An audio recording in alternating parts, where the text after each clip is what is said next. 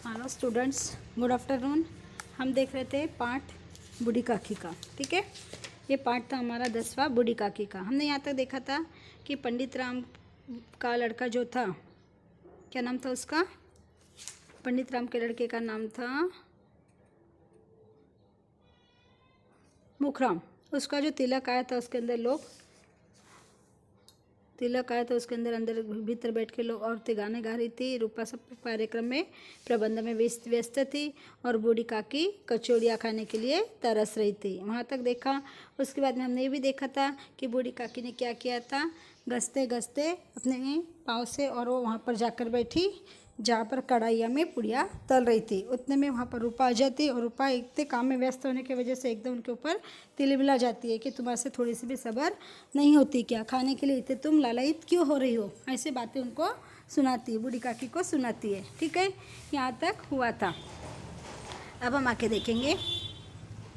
लाडली का उनका अभिप्राय न समझ, हृदय मसोज रहा था और पुड़िया कैसे पाऊँ नहीं, यहाँ तक आए। हम यहाँ से देखेंगे। लाडली को काकी से अत्यंत प्रेम था। बेचारी भोली लड़की थी, बाल विनोद और चंचलता की उसमें गंध तक नहीं थी। दोनों बार जब उसके माता पिता ने काकी को निर्दयता से घसीटा तो लाडली का हृदय ऐंठ कर रह गया। उसको छोटी बच्ची को बहुत बुरा लगा कि मेरी दादी है, मेरी काकी है, इनको ऐसा घसीट घसीट कर लेकर जा रहे, ये बात ठीक नहीं है। उसको बहुत बुरा लगा उस समय पे। तो उसने क्या किया, वह झुंझला रही थी कि लोग काकी को क्यों बहुत सी पुड़िया नहीं दे देते।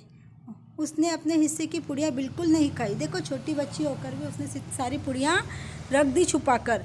जब सब जन शांत हो जाएंगे, सो जाएंगे, उसके बाद वह अपनी पुड़िया अपने बूढ़ी काकी को दे दूंगे, ऐसा विचार करके उसने अपनी पुड़िया भी खाई नहीं। जो उन पुड़िया को काकी के पास ले जाना चाहती थी, उसका हृदय अधीर हो रहा था। बूढ़ी काकी मेरी बात सुनते ही उठ बैठेंगी, पुड़िया देखकर कैसी प्रसन्न होगी, मुझे खूब प्यार करेंगी। रात के 11 बज गए थे। रूपा आंगन में पड़ी सो रही थी। लाडली की आंखों में नींद नहीं आती थी। क्यों नहीं आ रही थी नींद? क्योंकि वो काकी के लिए पुड़िया उसको खिलाना था करके। काकी को पुड़िया खिलाने की खुशी उसे सोने न देती थी। उसने पुड़ियों की पिटारी सामने ही रखी थी। जब विश्वास हो गया कि अम्मा सो रही है तो अपनी पिटारी उठाई और बूढ़ी काकी की कोठरी में चली गई। देखो, छोटी सी बच्ची, जब तक उस बूढ़ी काकी ने पुड़िया नहीं खाई तब तक उसको बेचैन थी, नींद नहीं आई। सब जन घर में सो गए और सब जन सोने के बाद में उसने क्या किया, अपनी पिटारी उठाई और काकी के पास में चली। कानों में आवाज आई, काकी उठो, मैं पुड़िया लाई हूँ। क्या बोल रही हो? काकी उठो, मैंने पुड़िया लाई। काकी ने लाडली की बोली पहचानी, चटपट उठ बैठी, दोनों हाथों से लाडली को टटोला और उसे गोद में बिठा लिया। लाडली ने पुड़िया निकाल कर दी। देखो, दादी से कितना प्यार, और दादी को भी उस लाडली से कितना सारा प्यार। उसने क्या किया, उसको उठा लिया और पुड़िया लेकर वहाँ पर आकर उसको खिलाने लगी। काकी ने पूछा, क्या तुम्हारी अम्मा ने दी है? पूछ रही हो उसको, नहीं बता रही। लाडली ने कहा, नहीं, यह मेरे हिस्से की है, कोई अम्मा ने मुझे नहीं दिया, यह तो मेरे हिस्से की पुड़िया है, मैंने इसे लाया है। लाडली ने कहा, नहीं, यह तो मेरे हिस्से की पुड़िया। काकी पुड़ियों को टूट पड़ी, पर 5 मिनट में पिटारी खाली हो गई। देखो, इतनी भूख लगी थी उसको और घर वाले ने उसको खाने को नहीं दिया था, तो छोटी छोटी बच्ची ने जो पुड़िया रखी थी वो 5 मिनट के अंदर उसकी पिटारी पूरी खाली कर ली। लाडली ने पूछा, काकी पेट भर गया? थोड़ी सी, जैसी वर्षा की ठंडक के स्थान पर और गर्मी पैदा कर देती है, उसी भांति इन पुड़ियों ने काकी की क्षुधा और इच्छा को उत्तेजित कर दिया। मतलब उसका पेट भरा नहीं था। जैसे थोड़ी सी यदि बारिश आ जाए तो हमको लगता है कि मौसम ठंडा हो जाएगा, लेकिन ठंडा ना होते हुए नीचे की उमस फिर से निकलती है, उसी प्रकार उसके पेट की उमस फिर से बाहर आ रही थी। नहीं बेटी, जाकर अम्मा से और मांग कर लाओ, उसका पेट भरा नहीं था। क्षुधा यानी भूख, अभी उसकी पेट भरा नहीं था। वो क्या कहती है कि जा और अम्मा से पुड़िया मांग कर ला। लाडली ने कहा, अम्मा सोती है, जगाऊंगी तो मारेंगी। देखो, कितनी डर रही थी अम्मा से। क्या कह रही है कि अम्मा सो रही है, यदि अम्मा को मैं जगाऊंगी तो अम्मा मुझे मारेंगी। लाडली ने कहा, अम्मा सोती है, जगाऊंगी तो मारेंगी। काकी ने पिटारी को फिर टटोला, उसमें कुछ खुरचन गिरे थे। खुरचन यानी उसके टुकड़े टुकड़े गिरना, उसको बोलते हैं खुरचन। उन्हें निकाल कर वे खा गई। बार बार होठ चाटती थी, चटखारे भरती थी। पेट भरा नहीं था, होठ चाट रही थी, उसके पेट की इच्छा पूरी नहीं हुई थी। हृदय मसोज रहा था और कैसे पुड़िया पाऊँ। संतोष सेतु जब टूट जाता है तब इच्छा का बहाव अपरिमित हो जाता है। संतोष, कब तक उसने धीर पकड़ के रखा था, लेकिन अब उसका ख़त्म हो चुका था।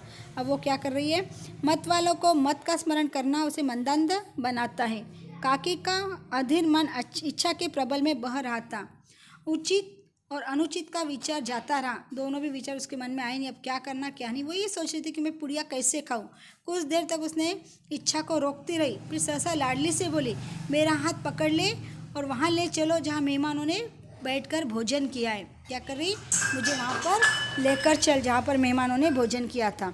लाडली उनका अभिप्राय समझ न सकी, उसने काकी का हाथ पकड़ा और ले जाकर झूठे पत्थरों के पास बिठा दिया। कहाँ बिठाई उसने, जहाँ खाने के बाद में हम पत्थर वाले फेंकते हैं ना, उस जगह पे जाकर उसने काकी को बिठा दिया। दीन क्षुधातुर हतज्ञान बुढ़िया पत्तलों से पुड़िया के टुकड़े चून चूर कर भक्षण कर। देखो क्षुधा मिट्टी नहीं तो कैसी क्षुधा वो कम पूरी कर रही है अपनी। तो उसने क्या किया, जो झूठन था उस झूठन में से जो पुड़िया के टुकड़े थे रात के बचे हुए लोगों ने खाने के बाद में, उसमें से वो झूठन उठाती गई और पुड़िया खाती गई।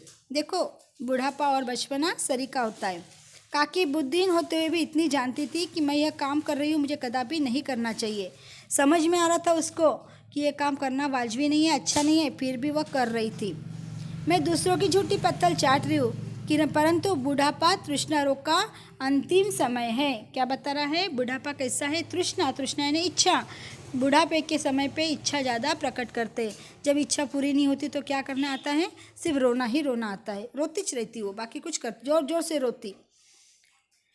अंतिम समय जब संपूर्ण इच्छाएं एक ही केंद्र पर आ लगती है। बूढ़ी काकी में यह केंद्र की उनकी स्वादेंद्रिया थी। अब कहाँ पे था उसका पूरा इंद्रिया, कहाँ पे घुसी हुई थी, स्वाद में उसका रस, कि ये खाओ कि वो खाओ, ऐसा खाओ कि लेकिन उसको खाने के लिए घर में बहुत तकलीफ थी, पाबंदी थी। ठीक उसी समय रूपा की आंखें खुली। उससे मालूम हुआ कि लाडली मेरे पास में नहीं है। वह चौकी चारपाई में उधर उधर ताकने लगी, कहीं नीचे तो नहीं गिर पड़ी। उसे वहाँ न पाकर वह उठी और क्या देखती कि छूटी लाडली झूठे पत्तलों के पास चुपचाप खड़ी है और बूढ़ी काकी पत्तलों से पुड़ियों के टुकड़े उठा उठा कर खा रही है। क्या देखा उसने दृश्य, कि जो उसकी छोटी बेटी थी लाडली, उसने क्या किया था, काकी को वहाँ पर ले जाकर बिठा दिया था और काकी क्या कर रही थी, बैठे बैठे पत्तलों में से जो पुड़ियों के टुकड़े थे वो खा रही थी और ये लाडली उसका सब देख रही थी, खड़ी थी वहाँ पर। पुड़ियों के